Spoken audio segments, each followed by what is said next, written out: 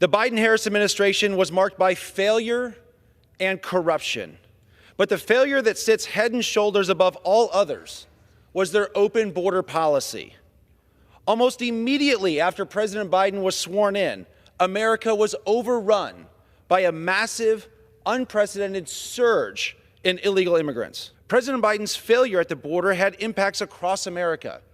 Every town was a border town. Once sleepy places were suddenly forced to contend with sex trafficking, drug trafficking, child labor, infectious diseases, petty theft, and yes, even rape and murder. Cartels got rich, and small towns in my district were left scrambling for money and resources. This chaos was a choice made every single day of Joe Biden's presidency. No more. Monday marked a new era. President Trump has already taken more decisive action in 48 hours than President Biden took in 4 years. Let's send this bill to President Trump's desk. I urge my colleagues to vote for sanity and common sense. I urge them to vote yes. I yield back. This bill does not make our communities safer. It gives this extreme president the authority to do something that actually most Americans don't agree with. Changing our laws so that way any immigrant is detained if they are accused, not convicted, accused of a crime undermines due process. This bill requires the government to detain people who pose no risk to our communities.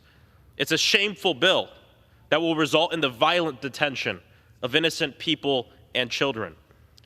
Many are going to regret enabling Trump's brutal agenda, and the question is when? When abusive boyfriends trap women in violent relationships by threatening to falsely accuse them of a crime, will you think back to this day?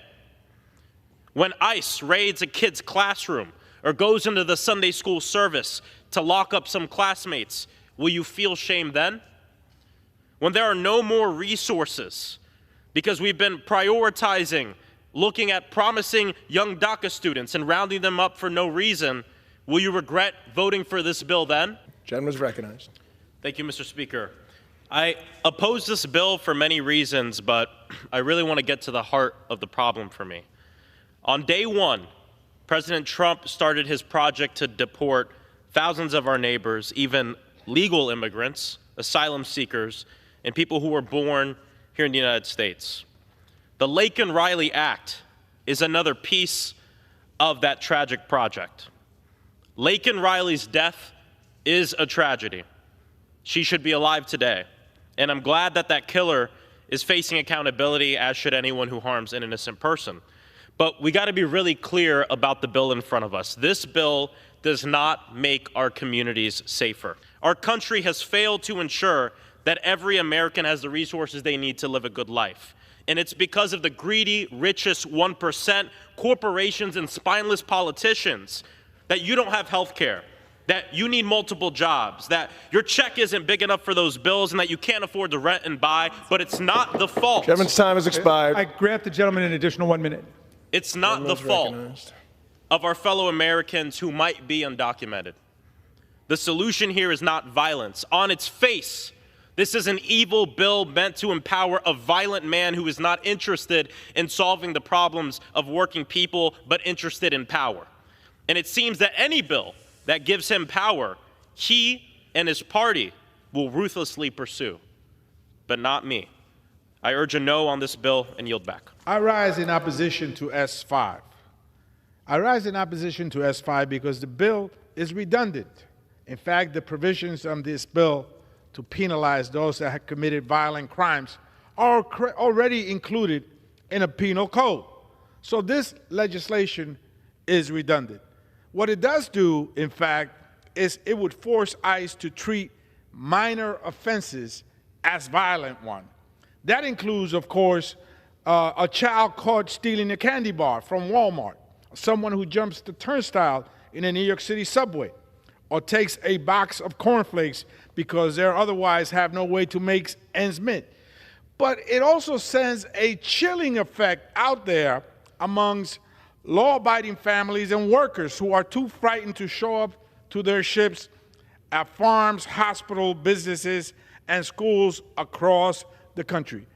Mr. Speaker, this bill is redundant.